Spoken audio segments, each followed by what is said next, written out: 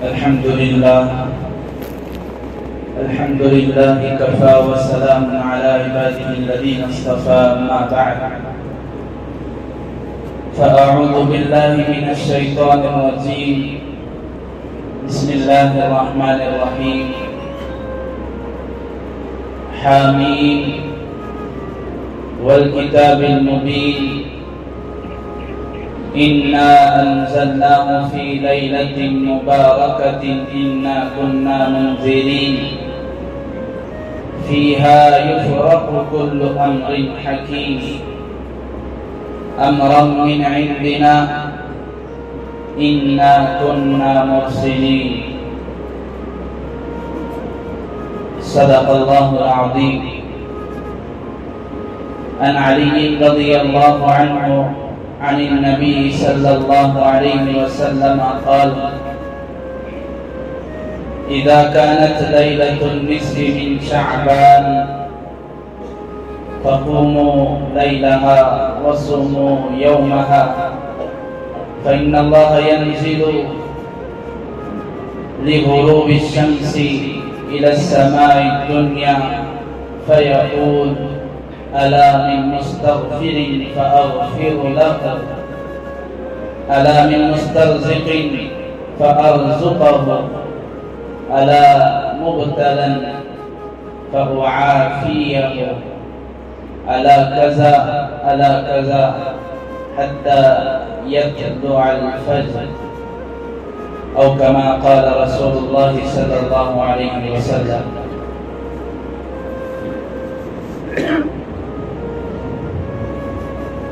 تو ادھر ادھر کی نہ بات کر، یہ بتا کہ قافلہ کیوں لٹا. تو ادھر ادھر کی نہ بات کر، یہ بتا کہ قافلہ کیوں لٹا. مجھے رہزنوں سے گلا نہیں، تیری رہبری کا سوال ہے. محترم معزز بزرگوں، دوستوں، نوجوان بھائیوں، عزیز سامعین کرام، السلام علیکم ورحمۃ اللہ وبرکاتہ.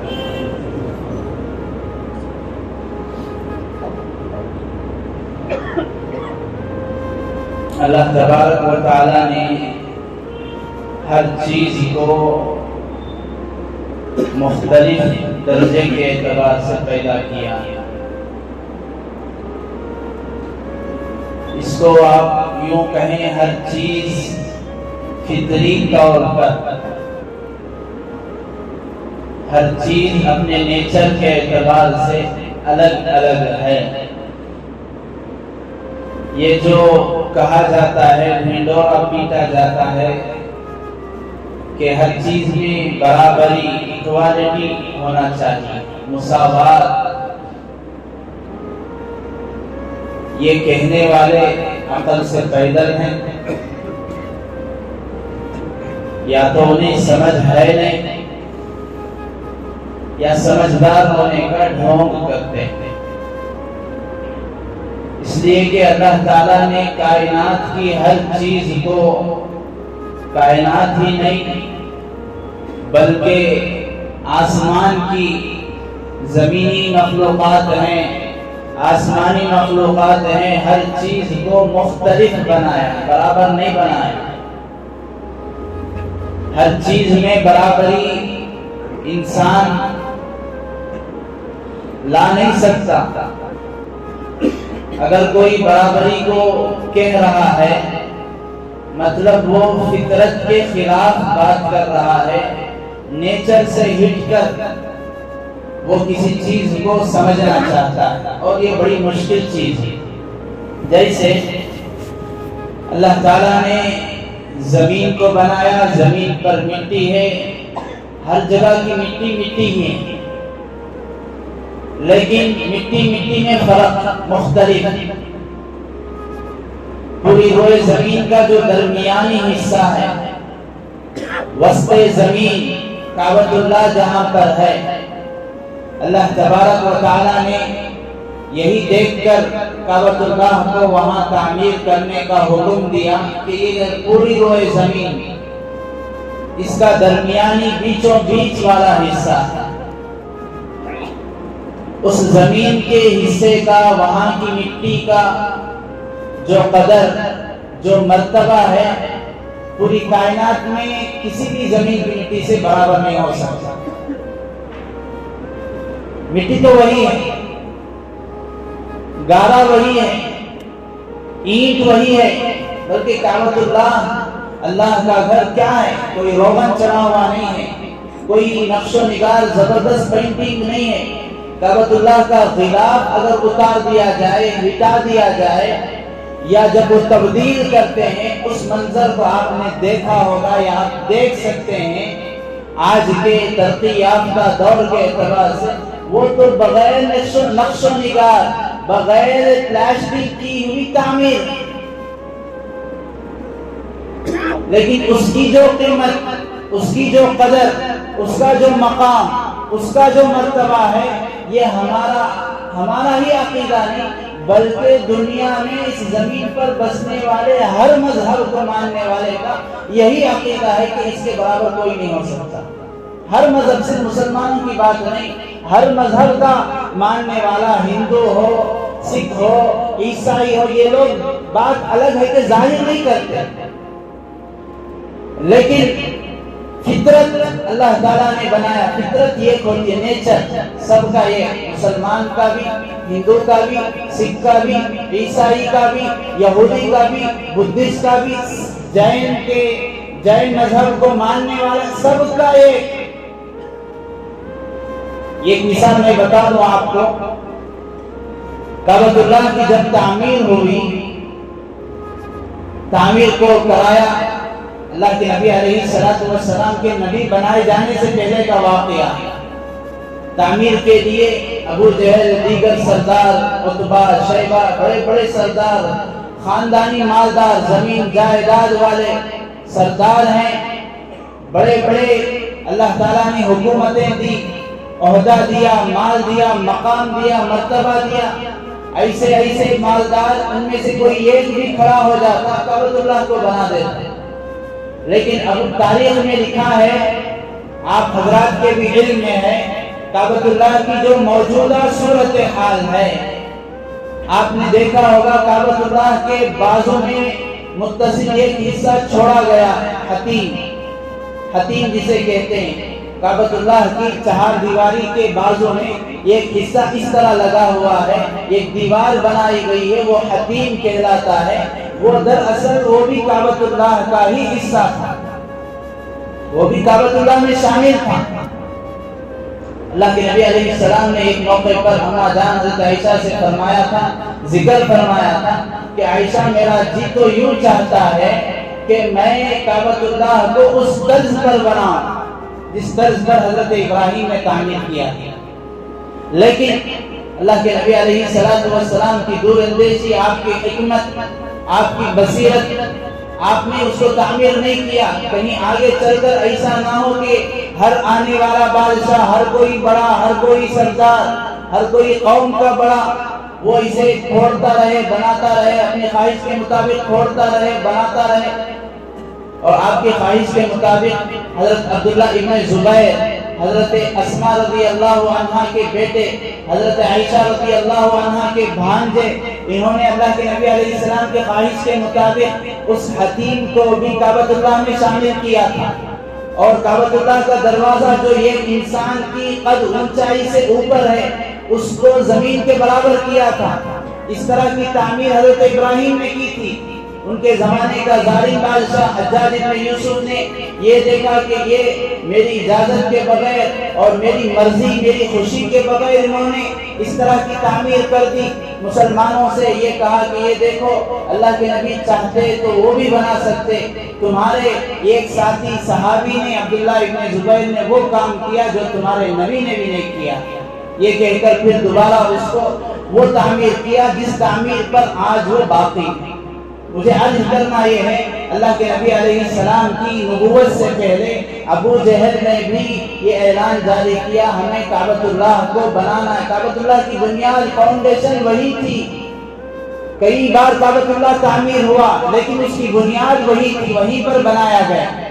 اس نے یہ اعلان کیا، دیکھو یاد رہے، ہمیں کعبۃ اللہ کی تعمیر میں اپنا حلال پیسہ لگانا ہے، اپنا حلال روپیہ لگانا ہے، صحیح پیسہ لگانا ہے۔ اسی لیے تاریخ میں لکھا ہے علماء نے کہ انہیں حلال روپیہ، حلال پیسہ ان کے پاس کم پڑ گیا، جس کی وجہ سے ابو جہل اور دیگر سرداران قریش چاہتے ہوئے بھی کعبۃ اللہ کے اس حصے کو جو حتیم کہا جاتا ہے اس کو کعبۃ اللہ میں شامل نہیں کیا۔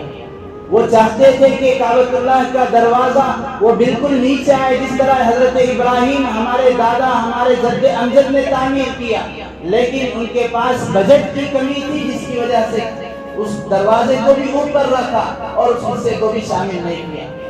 مطلب کیا ہے؟ مطلب یہ ہے کہ ان کے دلوں میں بھی کعبۃ اللہ کی عظمت تھی۔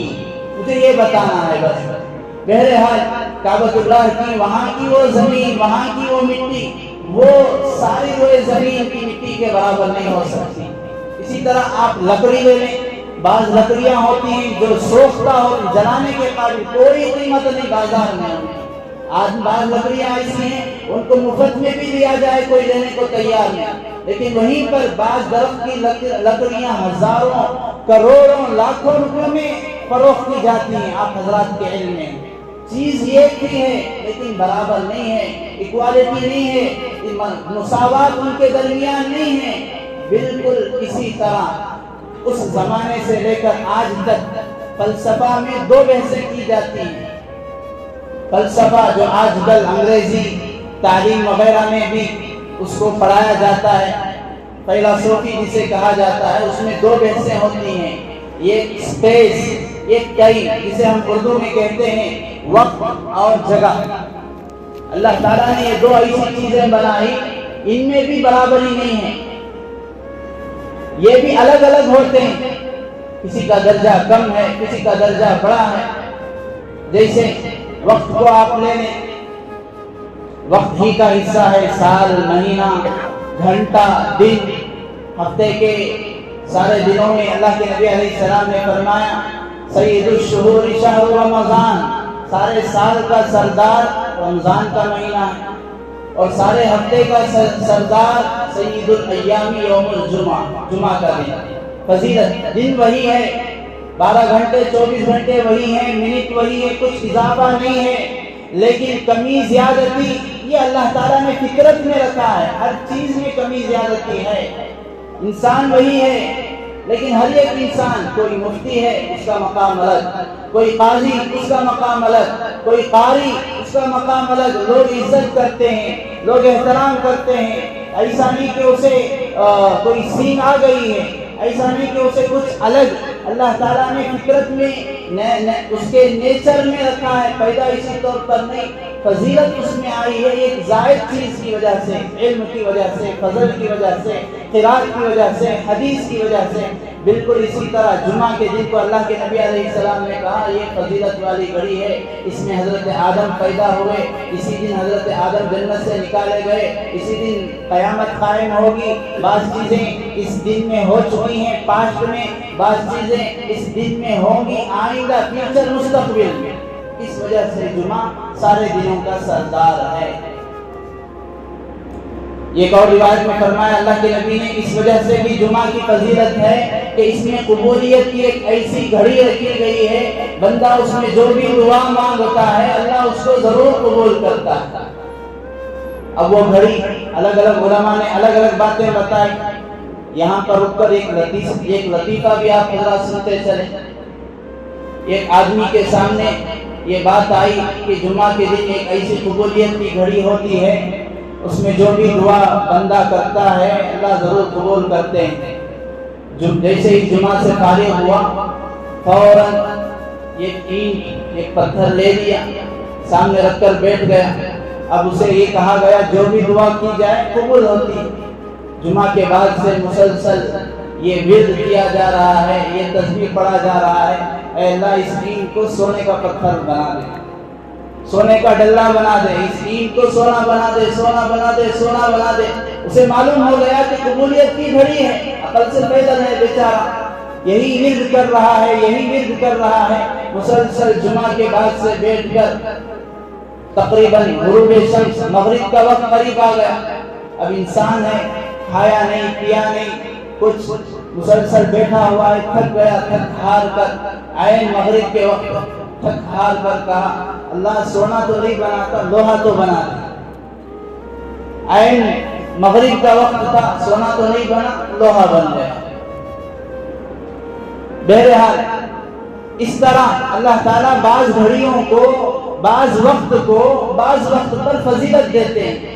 وقت تو پورا یکساں ہے، ایک ہی طرح ہے، لیکن اس میں فضیلت، درجہ، مقام، مرتبہ اللہ تعالیٰ نے بڑھا دیا. بالکل اسی طرح اللہ تبارک و تعالیٰ بعض راتوں کو بعض راتوں پر فضیلت عطا فرماتے ہیں. بزرگان محترم، انہی میں سے ایک رات ہے شب برات. اور ہماری مصیبت ہی یہ ہے کہ لفظ ہی کا ہم نے تلفظ بگاڑ دیا. شب بارات، شب بارات، بارات کسے کہتے ہیں؟ شادی بیاہ میں دلہے کی بارات جاتی ہے، ڈھول بھی بجایا جا رہا ہے، ناچنا گانا بھی ہو رہا ہے، ساری چیزیں ہو رہی ہیں. اب ہم نے اس کا تلفظ، پروناؤنسیشن، ادائیگی ہم نے بدل دیا. شب بارات، شب بارات، عید، عید، عید. اب وہ چیز ہوتے ہوتے ہوتے واقعتاً وہ شب بارات ہی ہو گئی. بجائے مبارک رات کے خوشی تہوار ہو گیا. عید بھی نہیں، تہوار. ہمارے تو عید، العید عیدان، ہمارے تو دو ہی عید، یوم الفطر و یوم النحر. ہم نے اس کو بدل دیا. بولنے میں کیا بدلا؟ وہ ہمارے معاشرے میں وہ رات ہی بدل گئی. بچہ ہو، جوان ہو، بوڑھا ہو، عورتیں ہوں، ہر ایک کے ذہن میں عید کی رات. عید کی رات کب ہے؟ عید کی رات کوئی عید کی رات نہیں ہے. یہ اتنا ہم نے غلو کر دیا، اتنا بڑھا دیا. اور بعض لوگ ایسے ہیں بالکل آج کی رات کی فضیلت ہی نہیں مانتے. آج کی رات کی کوئی فضیلت نہیں ہے، بحث و مباحثہ میں کرتے ہیں، فالتو کی بکواس، فالتو جاننے والوں سے بحث میں پڑھتے ہیں. نہیں مولانا، وہ آج کی رات کی فضیلت کوئی صحیح حدیث میں نہیں ہے، ضعیف حدیث میں. اسے استنجا کے طریقے ہی نہیں آتے. ہماری زبان میں کہیں ہتھ کر دھونا نہیں آتا. وہ بحث کر رہا ہے صحیح حدیث، ضعیف حدیث. نماز کے فرائض کیا، اس کا علم نہیں. واجبات کیا، اس کی ضرورت نہیں ہے. استنجا کے سنتیں کیا ہیں، وضو کے فرائض کیا ہیں، غسل کی سنتیں کیا ہیں، کچھ معلوم نہیں ہے. نماز کے مسائل کیا، کن چیزوں سے نماز مکروہ، کن چیزوں سے نماز فاسد، کن چیزوں سے نماز میں خشوع ٹوٹ جاتا ہے، ان چیزوں کی کوئی پرواہ نہیں. آج ہماری قوم کا، ہمارے معاشرے کا یہ مزاج بن گیا ہے، بیکار کی چیزوں میں شیطان لگا دیا. اس لیے آپ دیکھو آج کی رات میں کوئی کلب نہیں جائے گا، کوئی جوا کھیلنے نہیں جائے گا، کوئی شراب پینے نہیں جائے گا، کوئی ایسی جگہ نہیں جائے گا جہاں پر گناہ ہوتے ہوں. شیطان تو بڑا عالم تھا، فرشتوں کا استاد اسے کہا جاتا ہے. شیطان نے دیکھا آج کی رات میں انہیں گناہ کے اڈوں پر لے جاؤں گا تو کوئی نہیں آئے گا. میں کہوں آ بھئی شراب پی، آ بھئی زنا کر، آ بھئی چوری کر، آ بھئی غیبت کر، کوئی نہیں کرے گا. آج کی رات مسلمان، وہ آج کی رات کا مسلمان، رمضانی مسلمان، رمضان قریب آ رہا ہے، اب اس کا ایمان جوش میں ہے، وہ مانے گا نہیں. اس لیے مجھے پینترا بدلنا ہے، مجھے الگ جال پہننی ہے. اسی لیے علماء فرماتے ہیں شیطان کے مکر، شیطان کے جال الگ الگ. یہ جاہل سے جاہل آدمی کو الگ انداز سے بہکاتا ہے، تھوڑا بہت علم سمجھ بوجھ رکھنے والے کو الگ انداز سے بہکاتا ہے. اب اس نے کیا کیا؟ لگا دیا شب بارات، یہ عید تہوار کا دن ہے، خوب پکاؤ، حلوے پکاؤ، حریرہ بناؤ، دعوتیں کرو، روٹی پکاؤ، قیمہ بناؤ، تقسیم کرو. کیا بھئی یہ ساری آج کی رات یہ سارے کام نہیں کرنا ہے؟ کیا حضرت اچھا کام نہ، لوگوں کو کھانا کھلا لیں، اس میں کیا بری بات ہے؟ گناہ کا کام کیا؟ لوگوں کو حریرہ کھلا رہے ہیں تاکہ ان کے اندر جوش آئے. کس لیے بھئی؟ عبادت کریں. واہ ماشاءاللہ، ہماری عقل کی تو داد دینی چاہیے. بزرگان محترم علماء فرماتے ہیں یہ سب کچھ ہو رہا ہے، پہلے تو پوچھا نہیں جاتا. ہر کام پوچھ کر میرا کام یہ شریعت کے مطابق ہے یا نہیں، حدیث کے مطابق ہے یا نہیں، سنت کے مطابق ہے یا نہیں، اس کی فکر نہیں۔ بولا جائے، روکا جائے، الٹی بحث، الٹا چور کوتوال کو ڈانٹے، یہ ماجرا۔ واقعتاً کھانا کھلانا کوئی گناہ نہیں ہے، حلوے پکانا کوئی گناہ نہیں ہے، حریرہ پکانا، دعوتیں کرنا کوئی گناہ نہیں ہے، یہ تو سال بھر بھی کی جائیں۔ آج کی رات میں اسے ضروری سمجھ کر کرنا، یہ کار خیر نیک کام بجائے ثواب کے وبال کا سبب بن جاتا ہے، الٹا گناہ ہوتا ہے۔ کیوں؟ ضروری سمجھ کر کیا ہے، روکنے کے باوجود بھی کر رہا ہے۔ نہ اللہ کے نبی نے نہیں کیا اتنا ضروری ثواب کا کام، اللہ کے نبی کے نعوذ باللہ سمجھ میں نہیں آیا، صحابہ کو نہیں سمجھ میں آیا، تابعین کو نہیں سمجھ میں آیا۔ 1400 سال میں بڑے بڑے علماء، محدثین، مفسرین، اللہ والے گزر گئے، ان کو نہیں سمجھ میں آیا۔ آج مجھے، آپ کو، ہماری قوم کو سمجھ میں آ رہا ہے۔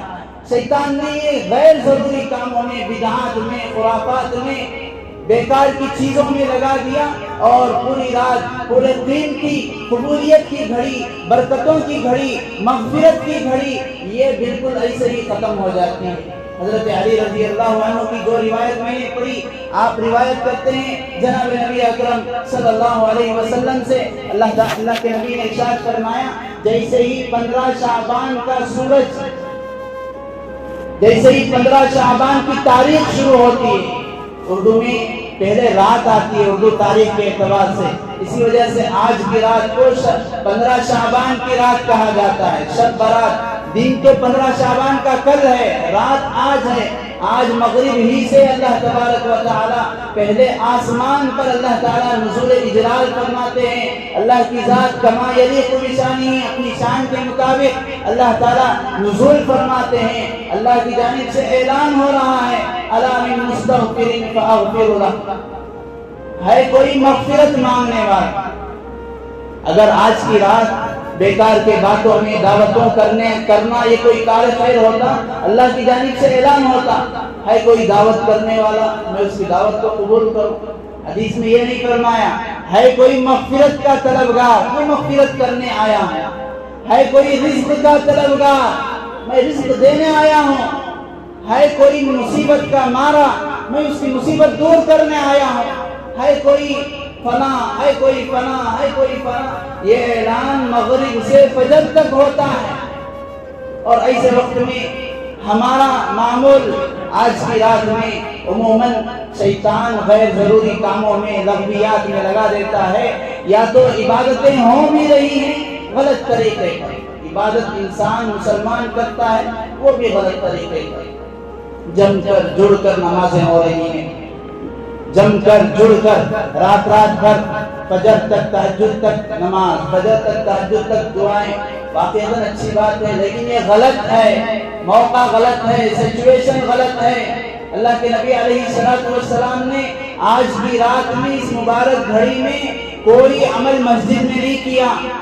اللہ کے نبی علیہ السلام سے جتنی احادیث آج کی رات کی بیان ہیں، مروی ہیں، ساری روایتوں کو اکثر عموماً بیان کرنے والی اماں جان حضرت عائشہ رضی اللہ عنہا۔ سوچنے کی بات ہے، کیوں اتنے بڑے بڑے صحابہ ہیں، ابو بکر ہیں، عمر ہیں، عثمان ہیں، علی ہیں رضی اللہ عنہم اجمعین، تقریباً کسی سے مروی نہیں، اکثر روایتیں حضرت عائشہ بیان کرتے ہیں۔ علماء نے نقطہ لکھا، وجہ یہ ہے کہ آپ اس رات جو بھی آپ نے عبادتیں کی اپنے گھر پر کی ہیں۔ کیوں؟ اس لیے کہ بعض اوقات ہوتے ہیں اجتماعیت، آدمی اس میں جمع ہو کر دعا کرے، عبادت کرے، یہ اللہ کو پسند ہے۔ جیسے عرفے کا دن، 9 ذوالحجہ، وہاں پر آدمی چاہے نہیں میں اکیلے تنہائی میں نماز پڑھوں گا، تنہائی میں دعا کروں گا، نہیں، اس کا حج ہی قبول نہیں ہوگا۔ آدمی یہ چاہے کہ مسجد میں جا کر کیسے نماز پڑھوں، وہ تو دکھلاوا ہو جائے گا، ریاکاری ہو جائے گی، اس لیے میں اپنے گھر پر ہی نماز پڑھتا ہوں۔ اللہ کے نبی نے فرمایا، لا صلاۃ لجار المسجد الا فی المسجد، عقل مت چلاؤ، اتباع کرو، جو کہا گیا اسے مانو، قرآن کی مانو، حدیث کی مانو، صحابہ کی مانو، تابعین کی مانو، اور صحابہ تابعین کے احادیث، ان کے اعمال، اللہ کے نبی کے اقوال بیان کرنے والے علماء کی مانو۔ اسی لیے بارہا یہ کہا گیا، علماء کرام فرماتے ہیں، لکھتے ہیں، دین تو اصل اتباع کا نام ہے۔ آج ہمارا ماجرا، ہمارا قصہ میٹھا میٹھا حق حق، اب جمع ہو کر عبادت کرنے میں مزہ آ رہا ہے، دعوتیں اڑائی جا رہی ہے، حریرہ پیا جا رہا ہے، حلوے وغیرہ پتہ نہیں کیا کیا سب کیا جا رہا ہے۔ نہیں بھائی انفرادی عبادت کرنا ہے، نہیں انفرادی عبادت میں دل نہیں لگتا، انفرادی عبادت کرنے میں، الگ تنہا نماز پڑھنے میں نیند آ جاتی ہے، کوئی حرج نہیں ہے۔ آدمی کو تھوڑی دیر عبادت میسر ہو گئی، وہ تھوڑی دیر کی عبادت رات بھر جمع ہو کر عبادتیں کر رہا ہے، اور تلاوت کے ساتھ ساتھ بات چیت ہو رہی ہے، طرح طرح کے خرافات ہیں، طرح طرح کے باتیں ہیں، ان سب سے رات بھر کی ایسی عبادت سے تھوڑا لمحہ، تھوڑی دیر گھر میں اکیلے ایک کونے میں اللہ کے سامنے بس وہ ہو اور اللہ ہو۔ علماء فرماتے ہیں آج کی رات میان عاشق و معشوق رمزیز، تنہائی کی رات ہے، خلوت کی رات ہے، بس میں ہوں، میرا اللہ ہو، وہ ہو، اس کا اللہ ہو، تیسرا کوئی نہ ہو۔ ہاں زیادہ سے زیادہ ماحول بنانے کے لیے گھر میں بیوی کو بھی عبادت میں لگایا جائے، مستورات کو بھی عبادت میں، دعا و ذکر میں، تلاوت میں بچوں کو لگا دیا جائے، یہ صحیح ہے۔ لیکن کسی جگہ جمنا اور کسی جگہ نوجوانوں کا جم کر قبرستان جانا، یہ ایک مصیبت ایسی بن گئی، اس کو جب تک یہ کام نہیں کرتے ہمارے نوجوان یہ سمجھتے ہیں کہ شب برات ہی نہیں ہوئی۔ ایک نوجوان نے پوچھا، حضرت آج کی رات شب برات کے دن شب برات میں قبرستان جانا کیسا ہے؟ بدعت ہے، درست نہیں ہے، ضروری سمجھ کر کرنا درست نہیں۔ حضرت حدیث میں آئے کہتے ہیں اللہ کے نبی علیہ السلام آج کی رات قبرستان گئے۔ ارے حدیث جس نے بیان کیا ان سے پوچھ بھی لیتے کیا ہے حدیث۔ اللہ کے نبی علیہ السلام سے پوری زندگی میں صرف ایک مرتبہ قبرستان جانا ثابت ہے، اور وہ بھی پوری حدیث۔ کتنی عجیب و غریب، بڑی دلچسپ حدیث۔ اللہ کے نبی علیہ السلام اس رات اما جان حضرت عائشہ رضی اللہ عنہا کے ساتھ آرام فرما رہے ہیں، اور آرام فرماتے ہوئے آپ آہستہ سے اٹھتے ہیں، اپنے اوپر سے چادر کو ہٹاتے ہیں اور آہستہ سے دروازہ کھولتے ہیں، دروازے کی کیوار بند کرتے ہیں، اور آہستہ سے آپ جنت البقیع کی طرف جاتے ہیں۔ اما جان روایت فرماتی، اس حدیث کو بیان کرنے والی بھی اما جان حضرت عائشہ ہیں۔ وہ کہتی ہیں میرے دل میں خیال آیا کہ آج کی رات میری باری ہے، اللہ کے نبی علیہ السلام پتہ نہیں آج کی رات کہاں جا رہے ہیں۔ میں آہستہ سے گئی، آپ کا پیچھا کرتے ہوئے دیکھا آپ قبرستان گئے، بہت ساری آپ نے لمبی چوڑی دعا کی، پھر جب آپ واپس آئے تو میں بھاگتے ہوئے واپس آئی، اور آ کر اس طرح میں نے جس طرح پہلے سو رہی تھی میں سو گئی۔ اللہ کے نبی علیہ السلام اسی طرح آہستہ سے آ رہے ہیں، آہستہ سے دروازہ کھولا، آہستہ سے بند کیا۔ ساری بات ام المؤمنین حضرت عائشہ روایت کرتی ہیں۔ پھر اللہ کے نبی علیہ السلام سمجھ گئے، اس لیے کہ انسان بھاگ کر آتا جاتا ہے تو ہانپنا شروع ہو جاتا ہے۔ اما جان فرماتی ہیں میں ہانپ رہی تھی، میرے ہانپنے کو دیکھ کر اللہ کے نبی سمجھ گئے۔ پھر آ کر فرمایا، یا اے عائشہ کیا تو یہ سمجھتی ہے کہ اللہ کا رسول تجھ پر ظلم کرے گا، تیری باری میں کسی اور بیوی کے پاس جائے گا؟ ایسی بات نہیں ہے، تجھے معلوم ہے آج کی رات کون سی رات ہے؟ 15ویں شعبان کی رات ہے، اس لیے کہ آج کی رات اللہ تبارک و تعالی وَلِلَّهِ فِيهَا عُتَقَاء فَيُغْفَرُ بِعَدَدِ شُعُورِ غَنَمِ كَلْبٍ، بنو کلب کی بکریوں کے بالوں کے برابر اللہ تبارک و تعالی آج کی رات جہنم سے لوگوں کو آزاد کرتے ہیں، اس لیے میں جنت البقیع دعا کرنے کے لیے گیا۔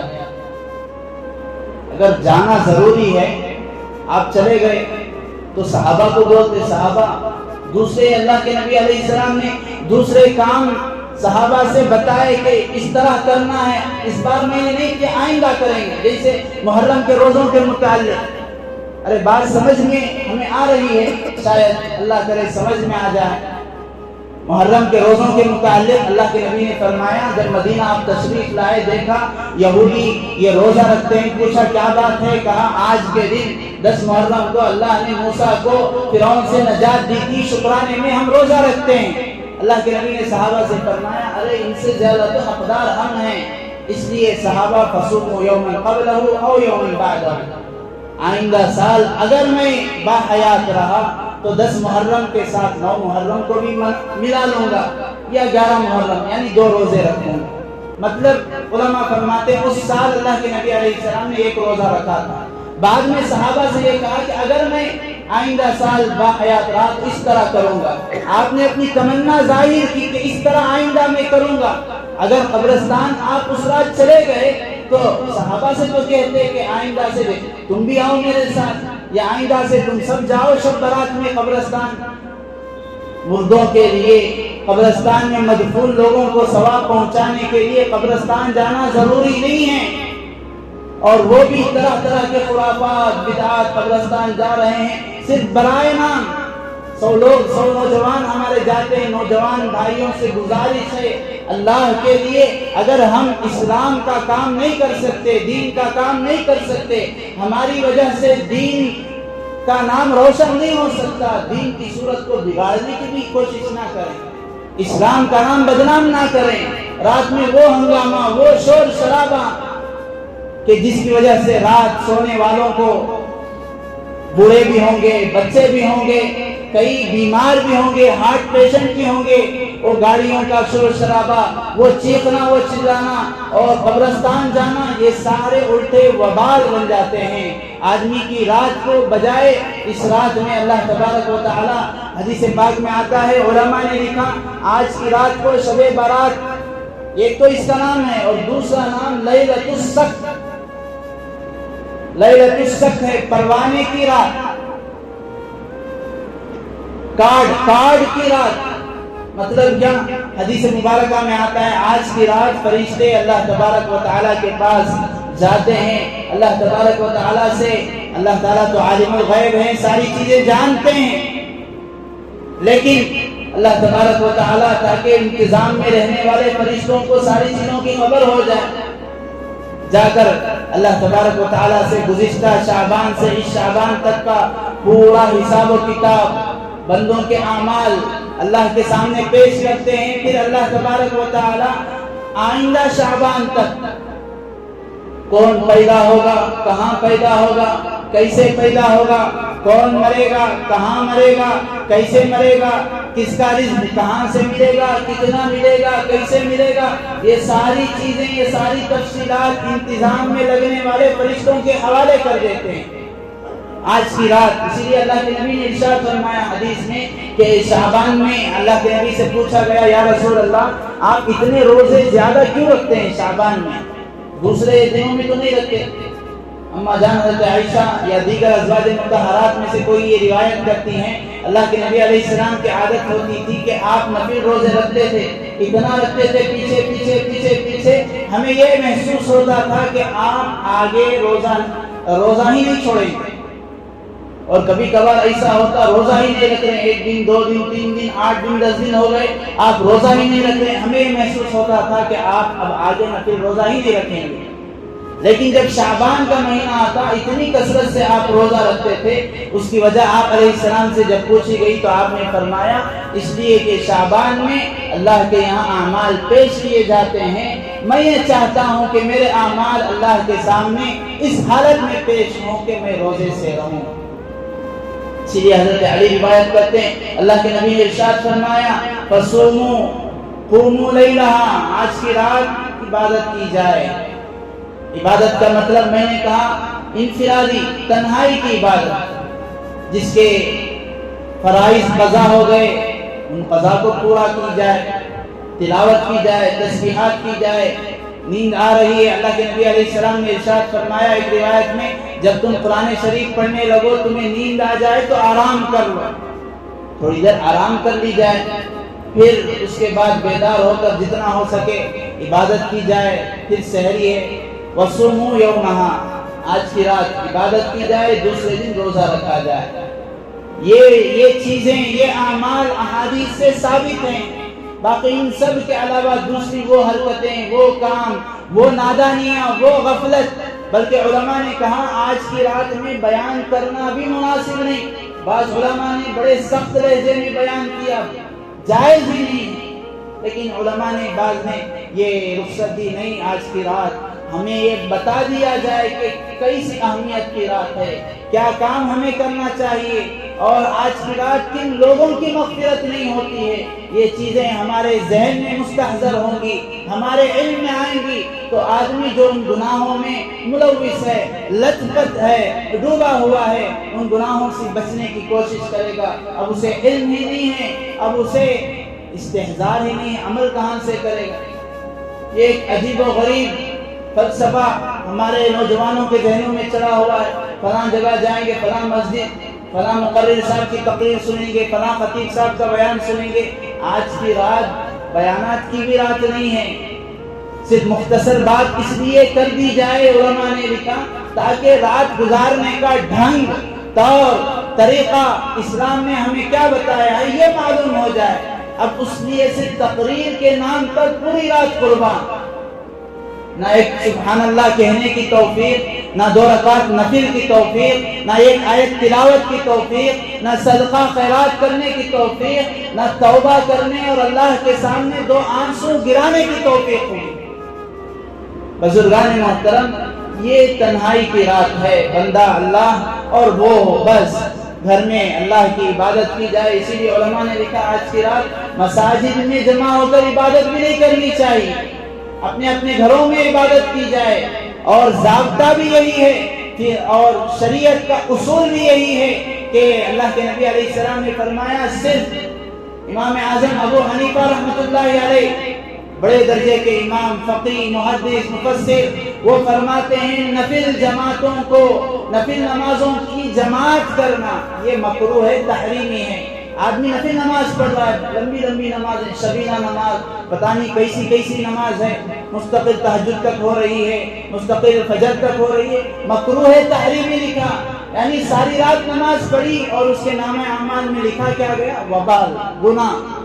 صرف جو نمازیں اللہ کے نبی علیہ السلام نے جماعت کے ساتھ پڑھی، فرض نمازیں ہیں، رمضان میں تراویح ہے، رمضان میں وتر ہے، اور اسی طرح سورج گرہن کی نماز ہے، چاند گرہن کی نماز ہے، نماز جنازہ ہے۔ ان نمازوں کے علاوہ باقی نمازیں، باقی جتنی بھی عبادتیں ہیں نماز کی، وہ ساری تنہائی میں انفرادی الگ الگ نمازیں پڑھنا ہے۔ اس میں آدمی اپنے عقلی گھوڑوں کو نہ دوڑائے۔ شریعت کیا ہے، شریعت کا تقاضا کیا ہے، شریعت کا مطالبہ کیا ہے، شریعت ہمیں کس بات کا حکم دیتی ہے، اور آج کی رحمیت کے پیش نظر اللہ کے نبی علیہ السلام کے کیا اعمال ہیں، کیا کام آپ نے کیے، کیا دعائیں آپ نے کی، ان کو جان کر، ان کو معلوم کر کے اس میں آدمی وقت لگائے، بیوی بچوں کو، گھرانے کو اس میں لگائے۔ ایک روایت میں آتا ہے، خود اماں جان حضرت عائشہ رضی اللہ عنہا بیان فرماتی ہیں، ایک رات میں نے دیکھا اللہ کے نبی علیہ السلام میرے بازو سے آپ اٹھے اور آپ نماز میں سجدے میں اتنے آپ مصروف ہو گئے، اتنا لمبا آپ نے سجدہ کیا، میں دیکھ رہی ہوں آپ سجدے سے نہیں اٹھ رہے ہیں۔ میں قریب جا کر میں نے آپ علیہ السلام کے انگوٹھے کو حرکت دی، آپ نے جب انگوٹھا ہلایا مجھے تب یقین ہوا ہاں آپ علیہ السلام باحیات ہیں، اس لیے کہ وہ یہ سمجھ رہی تھی کہیں ایسا نہ ہو سجدے میں ہی آپ کی روح قبض ہو گئی۔ آپ علیہ السلام سے بڑے لمبے سجدے سے فارغ ہوئے، پوچھا عائشہ کیا ہوا، کیا تم یہ سمجھ رہی تھی کہ اللہ تعالیٰ نے میرے روح کو قبض کر لیا؟ پتا ہے آج کی رات کون سی ہے؟ یہ کوئی دوسرا شعبان ہے، وہی شعبان نہیں۔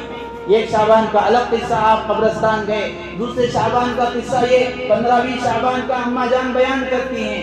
آپ نے ارشاد فرمایا عائشہ آج کی رات 15 شعبان کی رات ہے۔ اماں جان حضرت عائشہ نے فرمایا یا رسول اللہ ہاں میں نے سنا آپ ایک دعا فرما رہے تھے، اللہم انی اعوذ بعفوک من عقابک واعوذ من سخطک بغضبک واعوذ منک جل وجهک لا احصی ثناء علیک انت کما اثنیت علی نفسک۔ یا رسول اللہ آپ یہ دعا پڑھ رہے تھے؟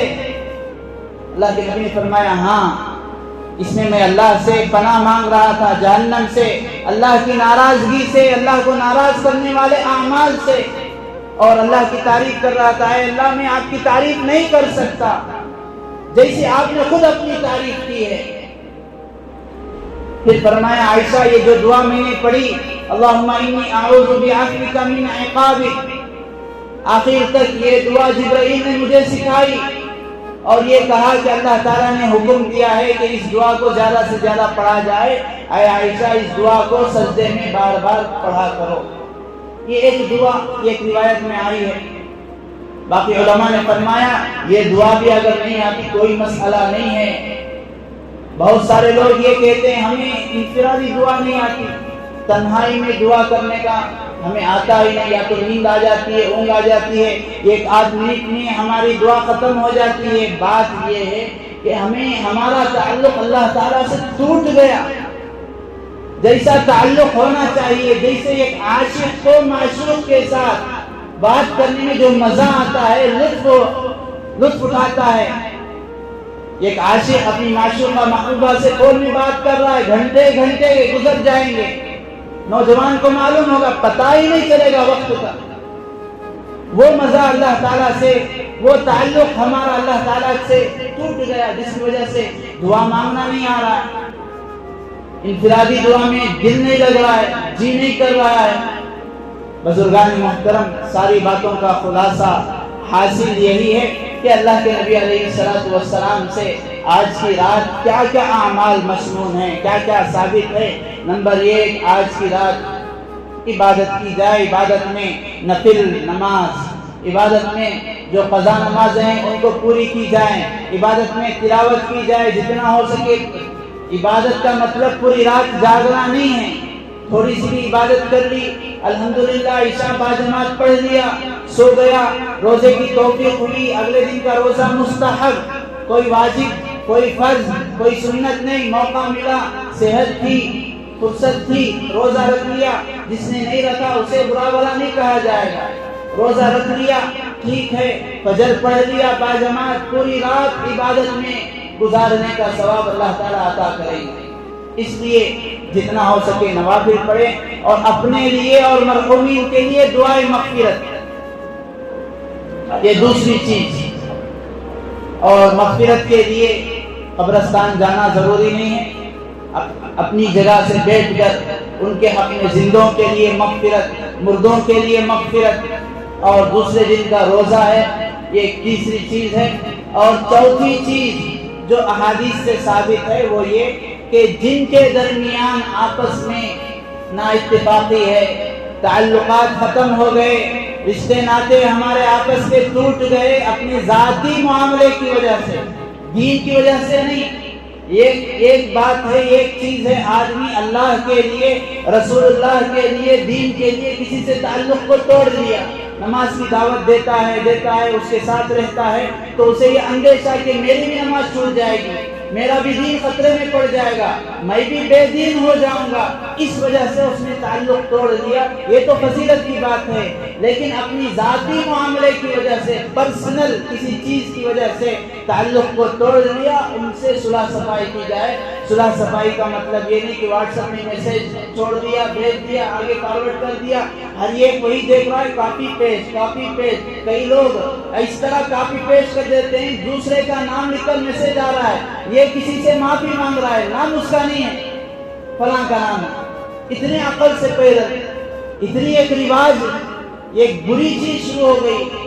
معافی کا مطلب یہ ہے کہ میرے حقوق کسی پر تھے، میں نے فلاں کے حق کی تلفی کی ہے، اس کا مال لیا ہے، اسے برا بھلا کہا ہے، اسے مارا ہے، گالی دیا ہے، پتہ نہیں کیا کیا ہے، یاد آنے پر اسے تنہائی میں، اسے انفرادی اعتبار سے بات کی جائے، اسے میسج آپ بھیجیں، اسے فون سے بات کی جائے، ہو سکے اسے مل کر معافی تلافی کریں۔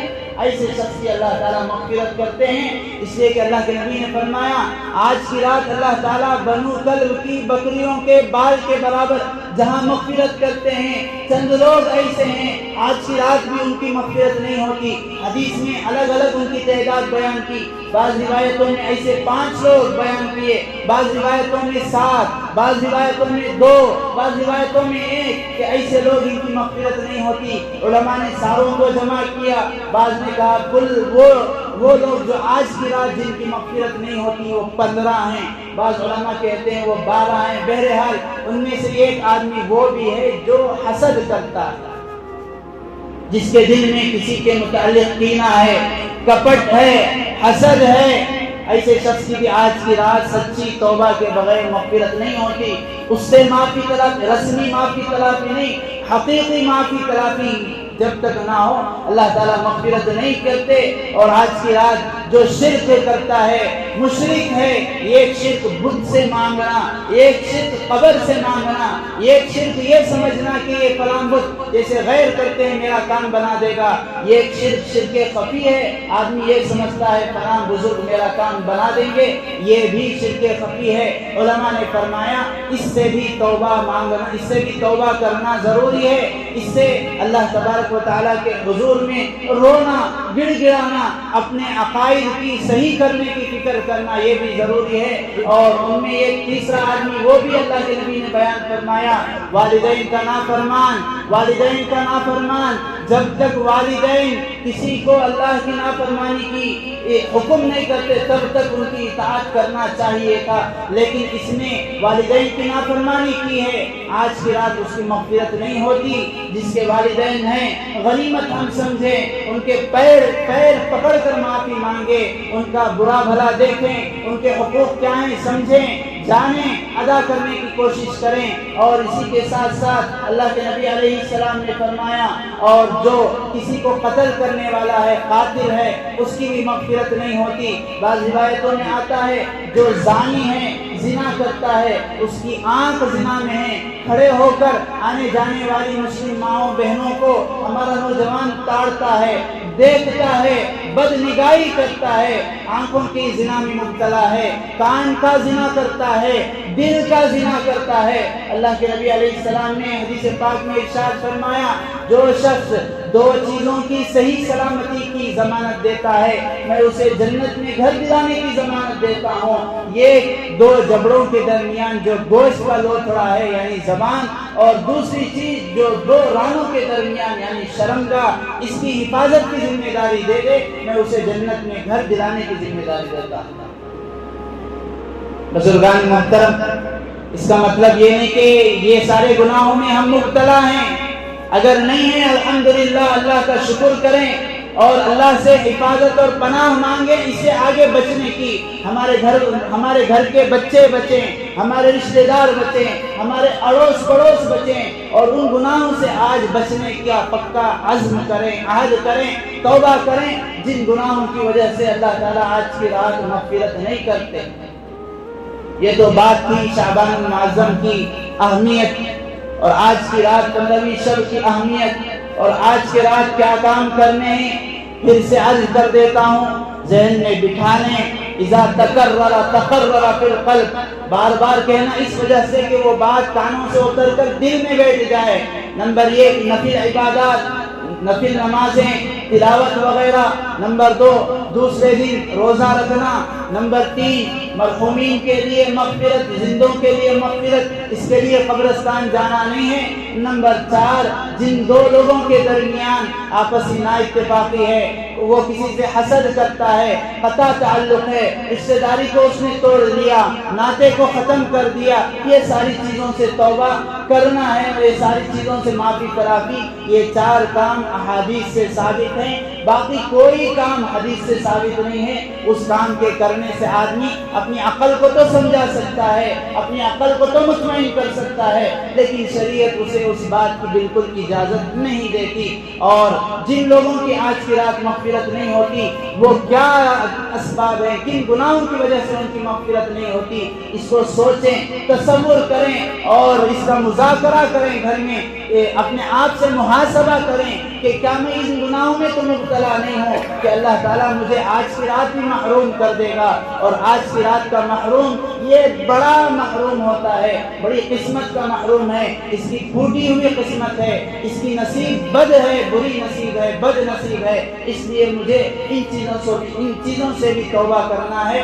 اور پانچویں چیز علماء نے بیان کی, اگر کوئی چیز ہو سکتی ہے آج کی رات وہ ہے جتنا ہو سکے صدقہ کرے, خیر خیرات کرے. بزرگان محترم, اس میں پہلا نمبر تو اپنے رشتہ دار ہیں, صدقہ خیر خیرات میں بیوہ ہیں, اپنے جان پہچان ہیں, ان لوگوں کو تو کرنا, ان لوگوں کو تو دینا ضروری ہے. اور یہ ایک چیز, یہ نظریہ اپنے ذہنوں سے نکال دیں کہ میں رمضان میں زکوٰۃ ادا کرتا ہوں پابندی سے, نہیں, یہ مجھ پر اللہ پر احسان نہیں ہے.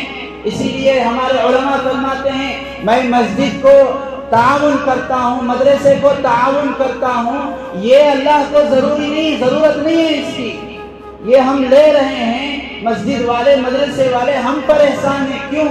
آج امت کا, آج وہ لوگ بھی تیار ہیں جنہیں صحیح طور پر, جن کے اندر توحید بھی نہیں ہے, جن کے اندر اللہ کی ربوبیت کی پہچان نہیں ہے, وہ جتنے کنکر اتنے شنکر کو ماننے والے, وہ بھی تیار ہیں آج مساجد میں, مساجد کی تعمیر کے لیے, مساجد کے تعاون کے لیے. اور ہمارا اسلام, ہماری شریعت, اللہ کے نبی کی تعلیم یہ ہے کہ روز اول سے آپ نے چندے سے دین کا کام کیا ہے. میں مسجد میں بیٹھ کر یہ بات اللہ کے نبی علیہ السلام پر یہ ایک دعویٰ کر رہا ہوں, یہ غلط نہیں ہے. اللہ کے نبی سے کہا گیا آپ کے لیے ہم پہاڑ کو سونا بنا سکتے ہیں, آپ چاہتے تو پہاڑ کو سونا بنوا لیتے. غزوات میں آپ جو ہے لگا رہے ہیں, تبوک میں لگا رہے ہیں, احد میں لگا رہے ہیں, بدر میں لگا رہے ہیں, الگ الگ جنگوں میں آپ لگا کر مال کو لگا کر استعمال کر سکتے تھے. احباب بیٹھے رہیں, اٹھ کر جانے کی فضا نہ بنائیں, تشکیل کی بات آتے ہی گھبرا نہ جائیں, یہ سوچ کر اپنے آپ کو بٹھائیں گرتے ہیں شہ سوار ہی میدان جنگ میں, وہ طفل کیا گرے جو گھٹنوں کے بل چلے. میں اٹھ کر جا رہا ہوں, میری بدنصیبی ہے, مجھے یہاں پر بیٹھ کر آج 1 لاکھ روپے جمع کر ہی جانا کوئی ضروری نہیں ہے. اللہ تعالیٰ مال کی کمیت نہیں دیکھتے, کوانٹٹی دیکھتے نہیں. ان اللہ لا ينظر الى صورکم واموالکم. مجھے دینے کا جذبہ ہے, مجھے دینے کا شوق ہے, لیکن دے نہیں سکتا. میرا 1 روپیہ بھی 1 لاکھ کے برابر ہو جاتا ہے. علماء نے واقعہ لکھا, حضرت شیخ الحدیث شیخ زکریا صاحب رحمۃ اللہ علیہ, صاحب فضائل اعمال, حضرت مدینے میں رہا کرتے تھے. اپنی زندگی کے آخری عمر میں آپ باہر سفر سے کہیں واپس آتے, دربار رسالت صلی اللہ علیہ وسلم روضہ اقدس پر آپ حاضر ہونے سے پہلے 1000 ریال سے زیادہ آپ صدقہ کرتے تھے. علماء نے لکھا روضہ شریف پر جو بندہ حاضر ہوتا ہے, یہ ایک ادب ہے روضہ شریف پر مدینہ جانے کا, ایک ادب یہ کہ جانے سے پہلے کچھ نہ کچھ صدقہ دے. جیسے ہمارے بزرگ 1000 ریال صدقہ کیا کرتے تھے, ہم وہ نہیں کر سکتے. ہمارا 1 ریال ان کے 1000 ریال کے برابر ہو سکتا ہے. کیوں؟ وہ ہمارا احتساب, وہ ہمارا جذبہ, وہ ہمارا حوصلہ, وہ ہمارا ارادہ ہے. بہرحال میں یہ عرض کر رہا تھا, اسلام کی روز اول سے جو دین کا کام ہوا ہے, جہاد کا کام, جنگوں کا کام, مساجد کا کام, آپ نے چندہ کر کے مساجد کی تعمیر کی. مسجد قباء ہے, مسجد نبوی ہے, اسلام کی جتنی بڑی بڑی مسجدیں روز اول سے چلی آ رہی ہیں, اس میں لوگوں سے تعاون لیا گیا. لوگوں سے تعاون اس لیے لیا جاتا ہے کہ ہم تعاون کریں گے, ہماری ضرورتوں کے لیے مساجد بنائی گئی ہیں, ورنہ اور قوم کے لوگ تیار ہیں. لیکن ہمارے علماء نے اس دن سے اور آج تک یہی کہہ رہے ہیں کہ ہم آپ کے تعاون کو ہرگز نہیں لیں گے. وہ لوگ دیتے کہتے تھک گئے. آج اوقاف کمیٹی بھی دینے مساجد کے لیے تیار ہے. مستقل انہوں نے یہ تنظیم مستقل یہاں پر چلایا کہ مسجد کے آپ اپنی مسجد کو ہمارے سے ربط کر لیں, جوڑ لیں, آپ کی ضروریات کو ہم پورے کرتے ہیں.